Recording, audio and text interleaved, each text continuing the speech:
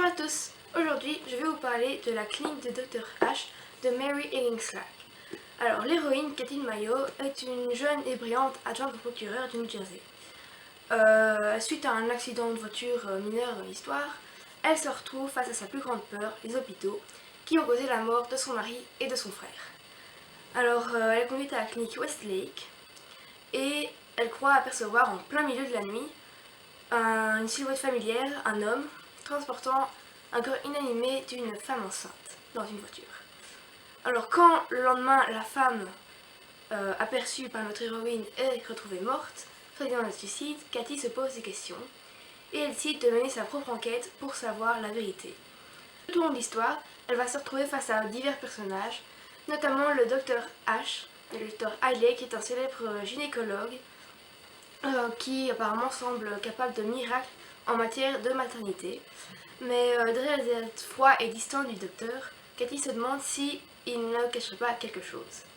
Alors moi j'ai trouvé que l'auteur tisse vraiment les fils du livre avec une habileté incroyable et donc je vais lire un petit extrait pour vous prouver ça.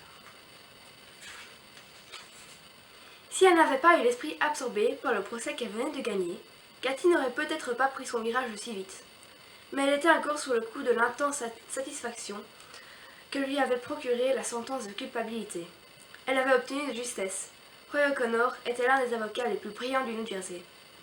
La cour n'avait pas tenu compte des aveux de l'accusé. Un coup dur pour l'accusation. Mais Cathy avait malgré tout réussi à convaincre le jury que Teddy Copeland était bien l'homme qui avait sauvagement assassiné la jeune Abigail Rawlings au cours d'un vol à main armée. La sœur de mademoiselle Rawlings, Margaret, assistait au procès.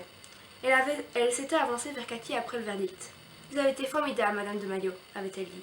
Vous avez l'air d'une collégienne. Jamais je ne vous en aurais cru capable. Mais chaque fois que vous preniez la parole, vous apportiez toutes les preuves utiles. Vous avez réussi à leur expliquer que cet homme avait fait à Abby. Que va-t-il se passer maintenant ? Avec son casier judiciaire, espérons que le juge le condamnera à la prison pour le restant de ses jours, répondit Cathy. Je vous entends, avait dit Margaret Rawlings. Ses yeux humides et délavés par l'âge s'emplirent de larmes. Elle les essuya discrètement en ajoutant Abby me manque terriblement. Nous n'étions plus que toutes les deux. Et je n'arrête pas de penser qu'elle avait dû avoir tellement peur. Ça aurait été affreux s'il s'en était tiré. Là, j'espère que cette vidéo vous aura plu et je vous dis au revoir.